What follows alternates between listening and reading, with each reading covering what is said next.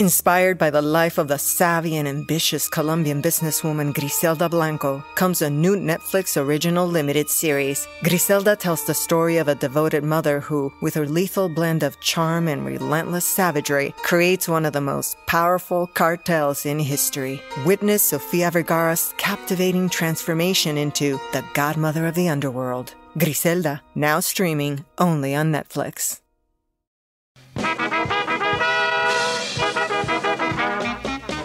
We're here to entertain you. We'll sing your songs for good times, the best times. You can't go wrong. We'll two-step, a new step. It won't be long when the Dixieland start playing. Soon you'll be swaying, so come on, sing along.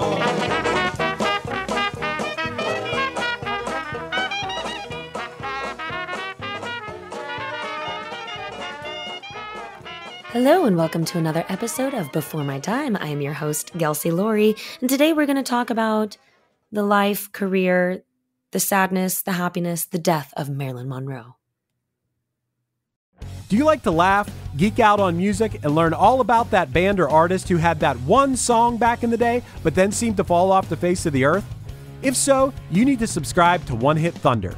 Together with an array of interesting and hilarious guests, we do a weekly dive into one-hit wonders like Eiffel 65's Blue, Krayshawn's Gucci Gucci, EMF's Unbelievable, Delamitri's Roll to Me, Los Del Rio's Macarena, Musical Youth's Pass the Dutchie, and even Patrick Swayze's She's Like the Wind. So are you subscribed to One Hit Thunder or what? As Desiree would say, you gotta be. And as K7 would encourage, you gotta come baby come and join in on the fun of the One Hit Thunder podcast. Come, baby, come, baby, baby, come, come. Come, baby, come, baby, baby, come. All right, Gelsey. So Netflix is dropping a Marilyn Monroe biopic called Blondie. Yeah, they are. And we've talked about her because y'all did a Some Like It Hot episode, but there's so much more to Marilyn Monroe than just that movie.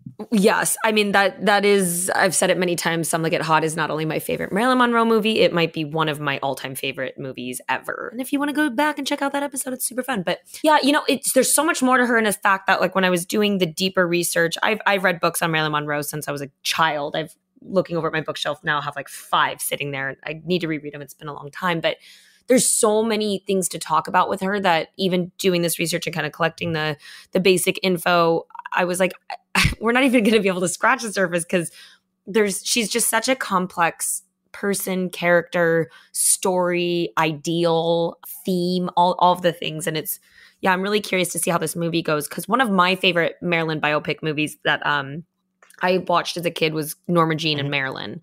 And that's with Ashley Judd and Mina Sorvino. Is that her name? Mina Sorvino? I love her. It's one of my favorite movies too. But and it was really cool how they did it because Ashley Judd plays quote unquote Norma Jean. And then when she transforms into Marilyn Monroe, then that's when Mina Sorvino plays her. Yeah. And she has this, like, Ashley Judd as the Norma Jean character will come and visit Marilyn and she'll be in the room with her. So you have like the two women talking to each other and it's kind of that inner voice, past self that's driving her. And I love how they did it. And I actually could relate to that. I remember when I saw it, I was like, that's exactly how my brain works. And I kind of split into two people when I talk to myself and criticize myself, if you will. But I loved that. So I'm really curious to see how they do it. I also just watched the Netflix documentary, the tapes. Hang on, let me get the actual name of this. I didn't expect to bring that up. And I watched those the other day. Well, not the other day. When they first dropped a few months ago, I checked that out. I probably should revisit it. Oh, The Mystery of Marilyn Monroe, The Unheard Tapes. Yeah, they just dropped 2022. I just watched it last week and it was really, I mean, I laid on the couch and just binged it and I was like, this is so good. And it was really sad, but I highly recommend everyone watching it. You kind of get a deeper dive onto, you know, her whole life, but more focusing on the end and the actual death and what happened and this guy that's investigating all these things and calling people in the 80s and really getting true testimonies of things don't line up with what we were told of, you know, how she died and the timeline of everything. And it's still very not answered. Yeah, no. And actually it's funny. I'm looking at her Wikipedia page and I wanted to look at her filmography page. And I don't know why. In my brain, I always think of Marilyn Monroe as like almost like the female James Dean. You know what I mean? Like 3 movies and then they were out. She had a massive acting career. Like, yeah, she has a lot of movies. The ones in the beginning are obviously they're like smaller bit parts. No, she's got quite a few. So much so that as big of a fan as I was growing up and still am, there's a handful that I've never saw. Yeah, like in my brain it was like, oh yeah, no, she, you know, if you were to ask me, I'd be like, well, she came onto the scene in Gentlemen Prefer Blondes. And it's like, no, there was about 15 movies before that one. Like, I don't know why. I've always in my head thought of her as that person where it was like, she only did 3 or 4 movies, but they were all hits. The same way, like, again, you look at James Dean's career and it's like, dude did 3 movies, but they were like 3 massive films in his very short-lived career. Right. But no, there was a ton. There was many movies. And I think contrary to popular belief, and even to her strife, she had a big problem with this. It's everyone thinks of her and you think back of any movie, you could think of her image, and she's constantly portrayed as the dumb blonde and kind of was known to fub her lines on set, be late, kind of be a mess. She's on uppers and downers and just the sex symbol, which don't get me wrong, she was and still is one of the most iconic sex symbols and bombshell, but she kind of got played to this I don't know kind of, you know, thing where she was starting off as a very dramatic actress and got a lot of praise for her dramatic work, and then was kind of going back to that in the end when unfortunately they filmed The Misfits and she didn't make it to the end of that. Yeah. But she was a good dramatic actress and she really put her time and work into it and wanted to be the best. But I think that not being good enough for herself was, you know, a part of the cocktail of her downfall. No, I think that's very valid. So let's go back to the beginning though, because before she was an actress was a model, correct? She was, yeah. She was actually, let's go even further back. Let's go back to the very beginning. A very good. So we're going all the way back to she was born, Norma Jean before. Norma Jean Baker, yeah.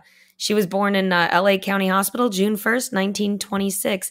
If those of you who didn't know that she was Norma Jean before Marilyn Monroe, now you know what that Elton John song is all about. Yeah. Goodbye, Norma Jean. Yeah, it's all about our Marilyn. So she's born Norma Jean. She didn't know her father, but she had a picture of him and he looked a lot like Clark Gable to her. And so she always used to watch Clark Gable in movies and pretend like that was her dad and had this kind of crush on him, if you will, but it was more of a fatherly crush, which I can completely understand that I can relate. It's like a weird thing, but it's not. That she ended up getting to work with Clark Gable, you know, in The Misfits and later in her years. And she talks about, she has an autobiography called My Story. And so it's through her own words. And she kind of talks about this admiration and love for Clark Gable. And it is a crush, but it's not sexual. You know, it's kind of that, again, father-daughter dynamic in love. But her mother, Gladys Baker, she was kind of a mess. She had mental health issues and was in and out of facilities and hospitals.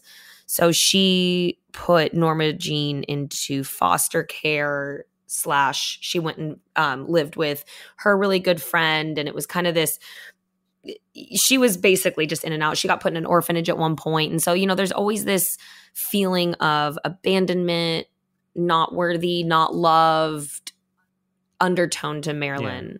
And it starts here. And yeah, she lived with 12 different families. She was abused, neglected. You know, she was sexually abused multiple times. She was obviously she's beautiful, but even as a young child, if you see photos, she's just stunning. And so that kind of comes to the front of her life is this, you know, treated as an object.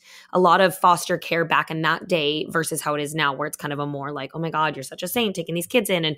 And I think there's still a lot of problems in the foster care programs and whatnot. I won't, whatever. But then it was more of a financial aid. People just did it because you could make an extra buck. And so they really did not give two shits about the kids majority of the time. But it's kind of there that, you know, later the real acting sparks in for Marilyn, but it was kind of her childhood experiences that made her want to become an actor first. And she quotes, "I didn't like the world around me because it was kind of grim. When I heard that this was acting, I said, that's what I want to be. Some of my foster families used to send me to the movies to get me out of the house. And there I'd sit all day and way into the night, up in front there with the big screen, a little kid all alone, and loved it."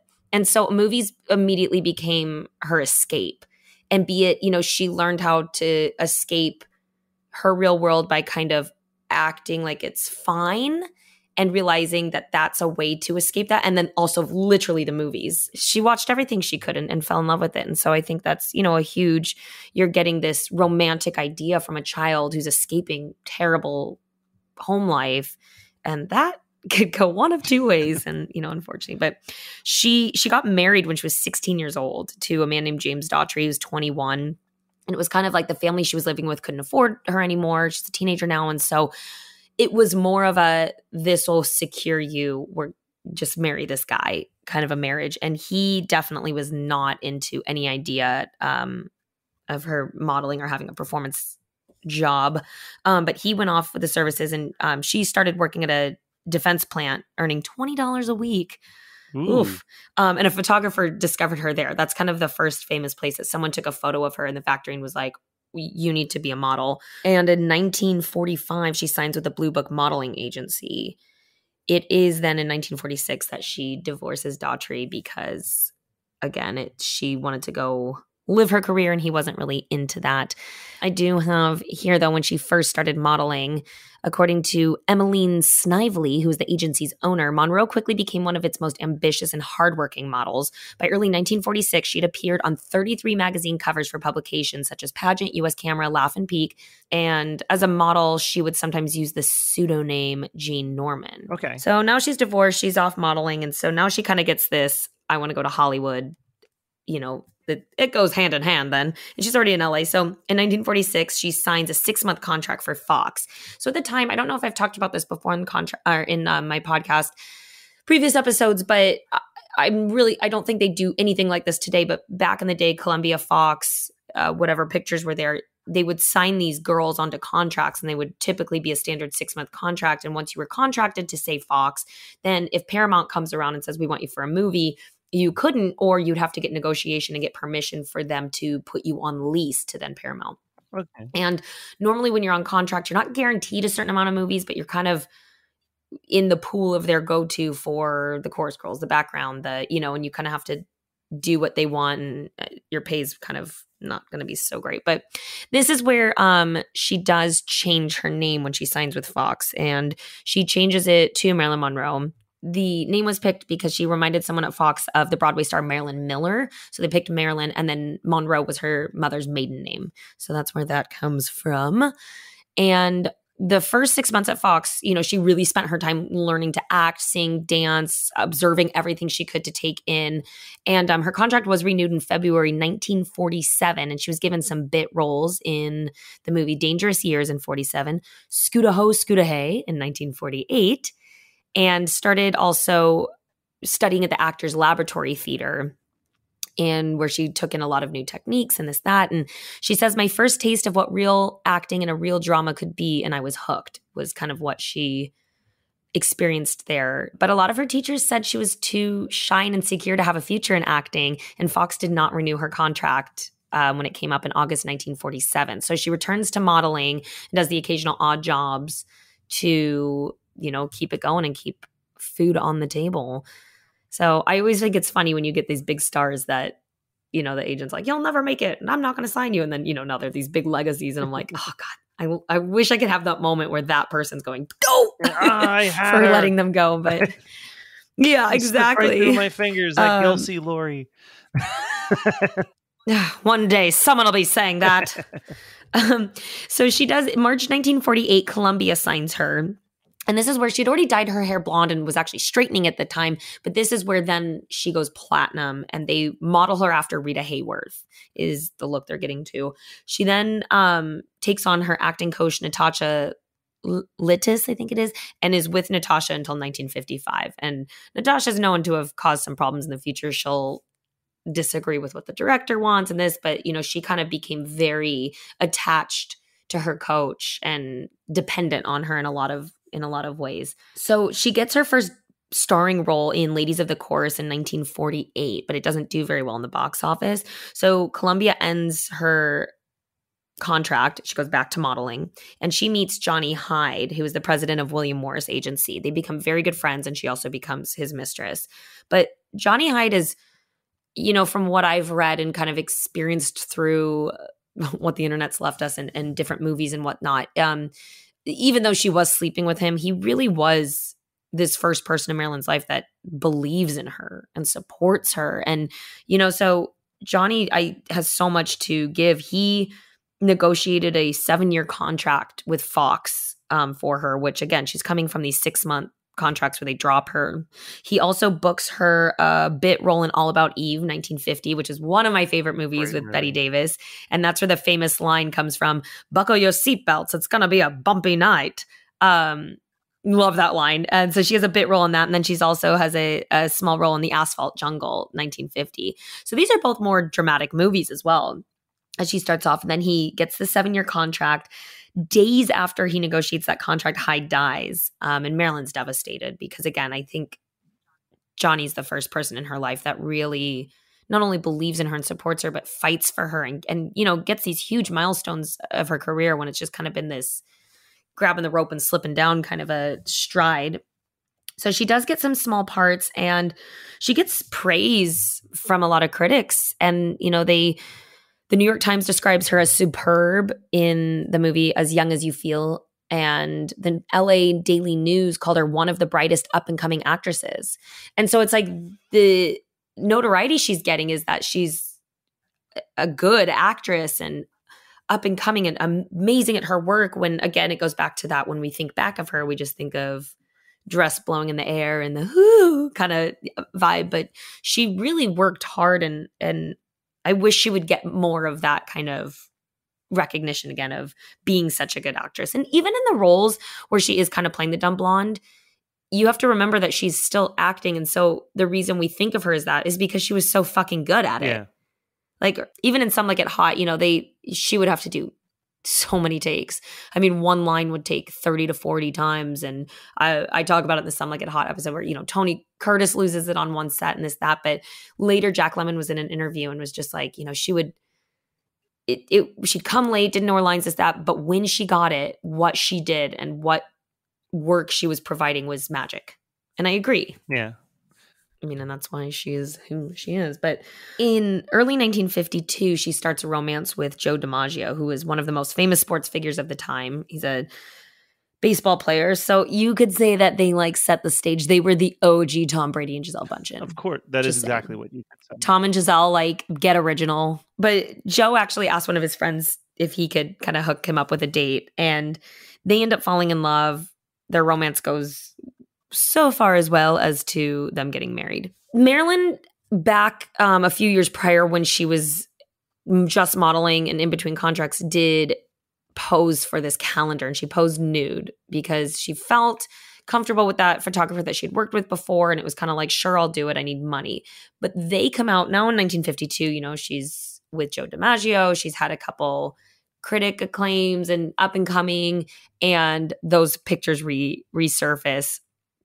Oh, she had filmed or shot them in 1949. So back in 1952, they kind of resurfaced. They kind of went more for damage control with the, getting sympathy of I was a struggling actress and blah, blah, blah. But they actually ended up kind of helping her in the end. I mean, look at Paris Hilton and Kim Kardashian. They put out a sex tape and they become huge sensations overnight. For them, yeah. We should all definitely not film ourselves in the bedroom. I was going to say we should all. And I was like, I don't want to see anybody. And I likewise. Okay. So anyways, Marilyn, she has more movies, Clash by Night, Don't Bother to Knock, and We're Not Married. And she just started doing really well at this point and getting more and more. Now, DiMaggio, I already start to say, did not necessarily like that fame. He expected when they got married that he would then put her away in a house and she'd have kids and she'd be a home taker. But come on, DiMaggio, it's Marilyn Monroe. Yeah. What did you expect? Typical. He had a lot of jealousy problems and blah, blah, blah. So that's, their marriage was already kind of on the cusp, if you will. So she's starting to actually at this point, getting more recognition and fame, but she started to gain her reputation to be difficult to work with. She was starting to become late or wouldn't show up, couldn't remember lines, as I already said, but it's starting to kick in now. And she really becomes dependent on her acting coaches. She has a lot of that stemming from, of course, her childhood's going to concrete these factors in that she had a combination of perfectionism, low self-esteem, and stage fright, which that sounds like every actor in Hollywood. But, those are three major things to have to show up on set. Maybe not every, but those are difficult to deal with. And so to alleviate her anxiety, her chronic insomnia she was having, she started using barbiturates, amphetamines, alcohol, which, of course, make your problems worse. But she actually didn't become severely addicted until 1956, which is great. But at this point now, she's doing really well. She's getting these bigger movie deals. 1953 is like becomes the it girl. And she makes Niagara in 1953, Gentlemen Prefer Blondes in 1953, and How to Marry a Millionaire. Yeah.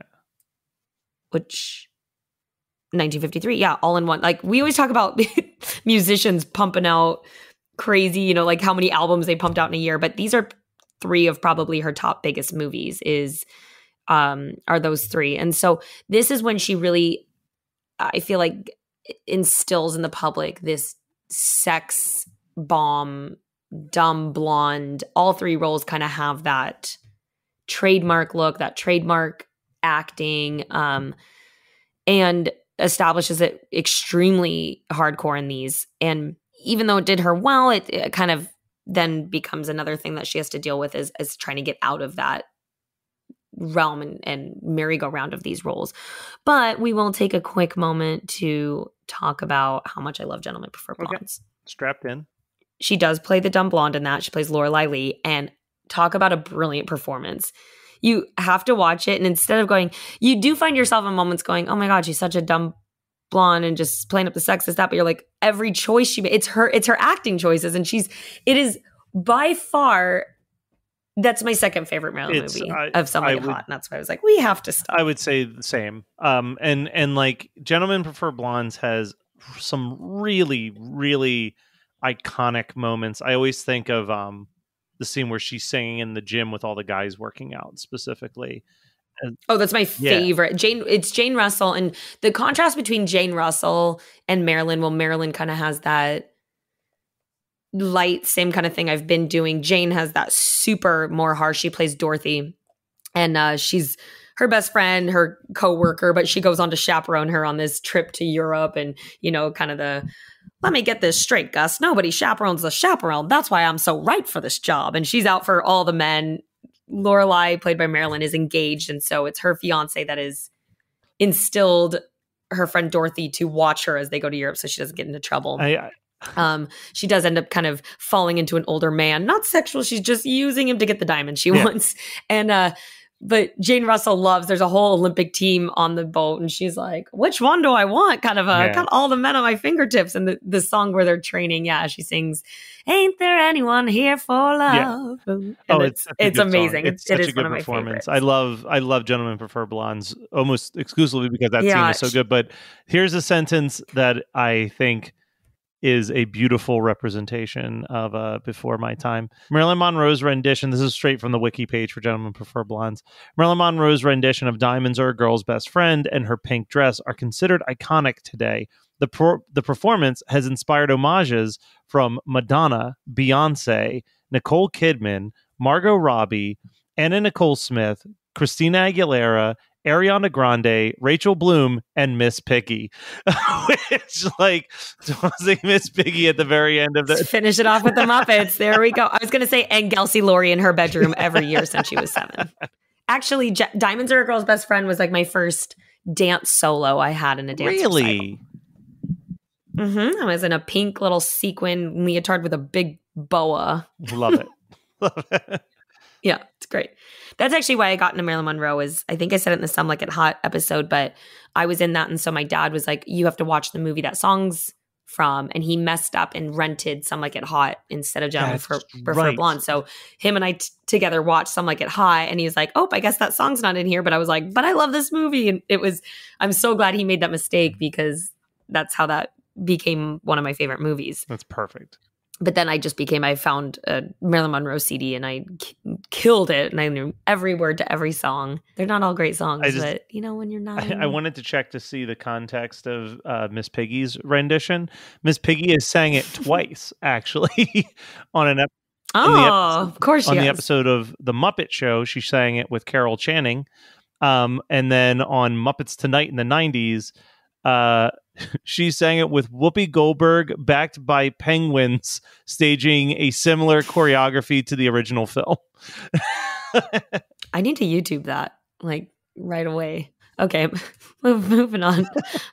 There's a really famous, Marilyn has her hands and feet at the Grauman's Chinese Theater. And there's a really famous moment that her and Jane Russell did that together and sauntered out in these really cute, I wish I owned them dresses. And they lay them down, they get their heels off, and they're kind of leaning over and their cleavage is hanging out. And it's when they put their hands in, it's really iconic. But it was right after making that movie that the two girls did that together. Yeah. And then she makes How to Marry a Millionaire, which is another kind of gold digging plot. Betty Grable's in it, Lauren Bacall. It's a really fun movie, and she plays another dumb blonde with glasses. It's super cute. It's a really fun movie. But 1953, Hugh Hefner put her on the cover. She really is like officially the sex symbol of everything, and featured her on a cover and as a centerfold. Oh, in the first issue of Playboy. Not only just Playboy, the very first issue of Playboy was Marilyn, but she did not consent to that publication. And the cover image was a photograph taken of her at Miss America pageant parade in 1952. And the centerfold was one of the 1949 nude photos. So I know it did get a little bit of there was a moment for her where it's kind of, people are making so much money off of these pictures that she made, maybe a nickel kind of a thing. I don't know how much she actually got off this nude, but it was next to nothing. And, that kind of already it comes with the territory of, if you're going to present yourself that way, saunter in Hollywood, make an image that you are going to become just that, just an image, just a thing to use, but it wears out. I have this conversation even today with a lot of friends as far as that, how much you feel like you're exploiting yourself and other people are exploiting you, to what cause of your self-worth does that start fucking with? And this definitely is hitting hard for Marilyn. Yeah. At this point. DiMaggio and her are married, and she does some stuff, whatever. She goes to US shows, performs in Korea. There's I don't go to every detail. Like I said, if we hit everything and then go off tangents like I do, we're never going to finish that. But she does The 7-Year Itch, which I love that movie. I never knew. I watched it a little older. No, I was a teenager, but it's all about the 7-year itch is a concept of once you've been married for 7 years, that's when it starts to kick in, that you get the wandering eye, that, your wife's kind of a nag, and that the other woman is starting to be like, ugh, gotta fuck him, basically. And so this man is in New York, and it would be very typical. It was kind of this, the wife and kids go off for the summer because it's too hot, and they go visit her family up in, somewhere cooler, and the man stays back and works. And so Marilyn is a neighbor of this married man who's home alone for a while. And it's kind of their relationship. And she's this taunting, flirtatious, not just woman, but idea and whatnot. And that's where we get the really famous Marilyn Monroe white dress blowing up from the subways from this movie. She goes over to the grates and is like, ooh, a train's coming. I love it. And then it blows up and stuff. So this image of that, they had a huge billboard, or not even billboard, like I forget how many feet. I mean, ginormous cutout of that image put up on a building in New York City when that movie came out, and it's just all legs. And you got to remember, this is still what did I say? Was this 1954? No, 1955, where, it's still, as much as we do have, lots of pinups and Hollywood and sex symbols, it's still the age of the proper housewife, and dresses are more or less cut below our knees. But this kind of starts the main rattle of Joe DiMaggio's marriage, specifically the dress flying up and that stunt. Like, it really infuriated him, and he had crazy jealousy and controlling attitude, and also was a bit physically abusive to her. Just side note. So that doesn't help at all. And So Monroe filed for a divorce after only 9 months of marriage because, and it was later that she opened up to friends that he had physically hurt her as well, just because he was in too much of a rage. But, Billy Wilder directed 7-Year Itch as well, who he is also the one that did Some Like It Hot and yeah, countless other. I mean, at some point we will do a whole just episode about Billy Wilder because the career that he had for at least about a decade or decade and a half is just like hit after hit after hit after hit after hit. It's we've already done Double Indemnity and Some Like It Hot, and yeah, it's an insane track record, honestly. Yeah, he's incredible. So we do have to hit him. But anyways, we're going to fast forward a little bit. She does some other movies. Things are great, blah, blah, blah. So she starts a relationship with Arthur Miller, who's a famous playwright. And he actually, this is kind of when, just side note, he wrote The Crucible, Death of a Salesman, A View from the Bridge. I mean, these are huge American classics. He definitely was much older than she was. But, they started having a crazy affair, and he still was not technically divorced from his previous wife. So they kind of kept that an affair until they were officially divorced and finalized. But he was investigated by the FBI for allegations of communism, which this is kind of when that Hollywood witch hunt was going on. So their relationship led to the FBI opening a file on her. Yeah, this is crazy. So by the end of the year, Monroe and Fox signed a new 7-year contract because she started her own production company, Marilyn Monroe Productions. But she really didn't have, because she was kind of getting pissed off with the whole infrastructure of filming and this, that, and blah, blah, blah. And consistently getting to play the dumb blondes and not getting what she wanted. But she couldn't fund any of her own projects. So she did sign a new contract with them, and Fox would pay her $400,000 to make 4 films.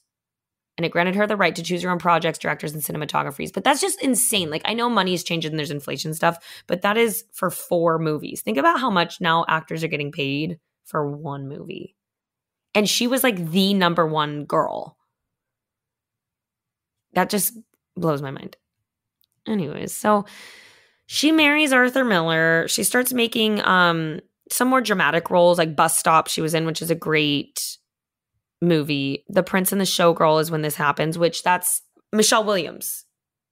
My Day with Marilyn. There was a really good movie like 5 years ago or something. And it's kind of about the time period of her making The Prince and the Showgirl. And I thought she did a really good job portraying Marilyn as well. During this time, I kind of, she gets pregnant. So some doctors say that she had endometriosis, and that can be like another reason a lot of painkillers was given. But she did get pregnant and a miscarriage a year later. A lot were linked to her endometriosis. And then she was also briefly hospitalized due to a barbiturate overdose. She went through a huge depression phase. When she was with Miller, they did split their time between New York City, Connecticut, and Long Island. So they mainly were on the East Coast. But she returned to Hollywood in 1958 to star in Billy Wilder's Some Like It Hot. But I remember reading, like, right before that, she is, and I'm not one to point this out, like, I do not agree with what I'm about to say, but it is something that is just kind of she's a little heavier in this movie than some of her previous films. And it's because she spent, leading up to making this movie, she would just spend all day in bed. She had had a miscarriage. She was super depressed about, all these things that are very taxing on a woman's body and emotions. And she was learning to play the ukulele, but she would just like not get out of bed for days, just sit, eat in bed, play the ukulele. And that was kind of her prep for the movie, probably drugging herself a lot. So she even notes herself like, oh, she hated how she looked in this film. But it just, she's really not in a good mental place at this point. But I think this is one of her best performances of all times. I'm going to really get into Some Like It Hot. Go and listen to our episode on that. It's great. But after that, she took another hiatus until late 1959 when she starred in the musical comedy Let's Make Love. So she gets to choose. She chooses George Cukor to direct, and Miller rewrote some of the script. Critics are not, they kind of were like, it's lacking the old Marilyn dynamicism. And it's like people, unfortunately, when you start giving people a one-track character, which a lot of actors talk about this problem. It's kind of, that's all that anyone wants anymore. They don't want to see you do other stuff. People wanted Marilyn. She was up for Breakfast at Tiffany's. Actually, I just read that and I didn't remember that. But it went to Audrey Hepburn because they were too scared that Marilyn would complicate the picture. At this point, she's really not stable. Some Like It Hot, she was not doing well, and this, that. So the last film she completed was The Misfits, and it was a really dramatic role. She played a recently divorced woman who becomes friends with the 3 aging cowboys who were Clark Gable, Eli Wallach, and Montgomery Clift. And this is where her and Miller's marriage was over, and she started a new relationship with the set photographer. It doesn't matter who that is. He's really not significant. She's in LA, and she's really kind of fallen apart. And she goes and has this, what do you call it, doctor, therapist. And he plays a huge part. If you watched the documentary tapes like I was telling you, it's like him and his family were really there at the end. I just realized I lied. Sorry, The Misfits did get complete. It was Something's Gotta Give was her last movie that she did not get to the end at. But this is when kind of also the affairs with the Kennedys have been going on. They would come to LA a lot, into different beach houses and kind of party. They weren't known as well on the West Coast. And this is where I recommend, again, these documentary, or the one documentary, the Unheard Tapes, because it shows a side of kind of, I never really knew how they all got involved. And she was between John F. Kennedy, who they called Jack, and Bobby Kennedy. And this is when, she has the famous Happy Birthday, Mr. President in her dress that is famously was in a museum and Kim Kardashian just wore, which that's a whole thing. Let's not get into that. Like, get out of that dress, Kim. Get out of the dress, Kim. It's not your dress. Anyways, she dies. Yada, yada, yada, and she dies. That's true. I kind of was thinking, I was like, oh, we'll talk more about like the idea of her, and I just didn't give into. And I just watched a whole like 2-hour documentary on basically like her last remaining year, and I forgot it all.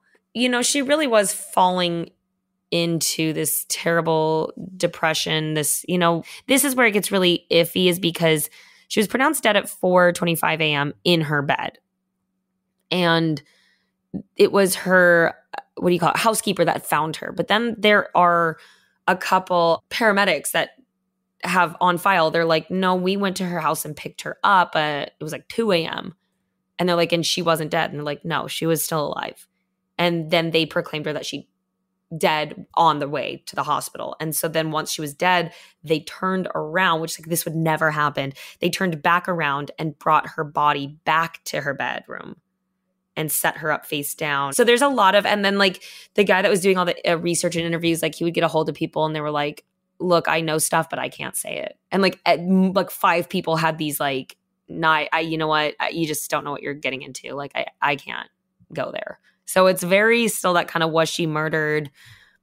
This is right after, there could be some federal play into problems, because she not only had affairs with both Kennedy boys, but it was right before the atomic testing was going on. And there's recordings of her being in the room as they were talking about things that weren't supposed to get out or be talked about. And she was, so it's kind of this whole like, and it's still not proven. They officially closed the case. I think it reopened in the 80s, and they caused it, cause of death was by stealth, and they didn't know if it was an accidental overdose or suicide. But I definitely think she had a high risk, and maybe she did overdose, but maybe with the help of something or someone.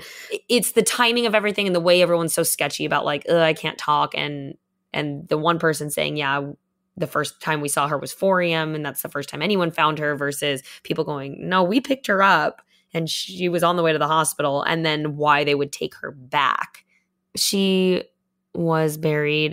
She's at Westwood Village Memorial Park Cemetery, which Hugh Hefner was so obsessed with her that he bought the crypt next to her. And so they lie next to each other. I definitely think, obviously, she's left this legacy of being, Marilyn Monroe is Marilyn Monroe, this sex symbol, this, especially at that time, it's in a sexual revolution. It's about to hit even more in the 60s. Icon, she's a fantasy for sure, but it's this for both men and women on different aspects. But I think underlying the biggest theme of her is her tragedy and this struggle.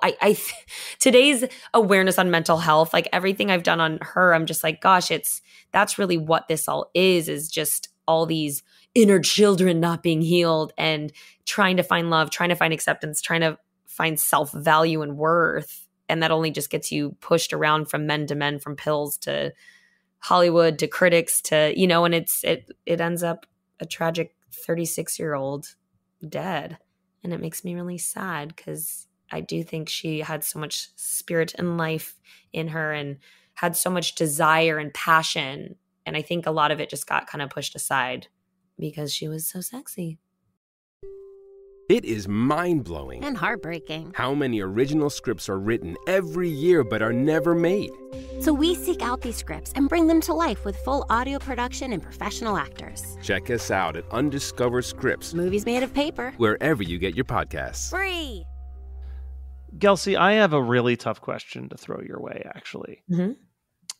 What do you think, of all of these iconic moments of Marilyn Monroe, what do you think is the most iconic Marilyn Monroe moment? I'm going to say the dress going up with the subway. Okay. I think even that's of her definitely in time, there. Yeah. You know, there was just this giant building size cutout of her on a building at that time with it. You know, it's like, yeah, the Mr. President, yeah, Diamonds Are Girl's Best Friend, the nude photos when she was younger with the red fabric behind her. Like, those are pretty iconic, but I think that one, I mean, even if you go to Universal Studios today, their walk around lookalike character is in the white dress. You see any Las Vegas Boulevard, Hollywood Boulevard, you know, anyone that's like, oh, it's a Marilyn, they're in the white dress just like Elvis is in the white suit. No, okay. I was going to say it's either that or, to me, the Happy Birthday, Mr. President is maybe the only other thing. I think this one trumps it. Yeah. I think you're right. right. You don't see her walking around in the gold dress if someone's like playing her. You 100%. If someone thinks that we're totally off base, though, and that there's a far more iconic Marilyn Monroe moment, where can they let us know of our complete failure as podcast hosts? Yeah, please let me know how much I failed on Instagram at @BeforeMyTime_podcast, or you can find us on Facebook. Just search in Before My Time. We'll pop up right on our wall. DM us, say hey, say ho, say you fail. You know, we're here for it. I'll take it. And while you're here, why don't you just give us a little review? It helps us out a lot, helps us reach larger audiences who love things that happen before our time, just like yourself and I. Thanks for tuning in. See you next time. Bye.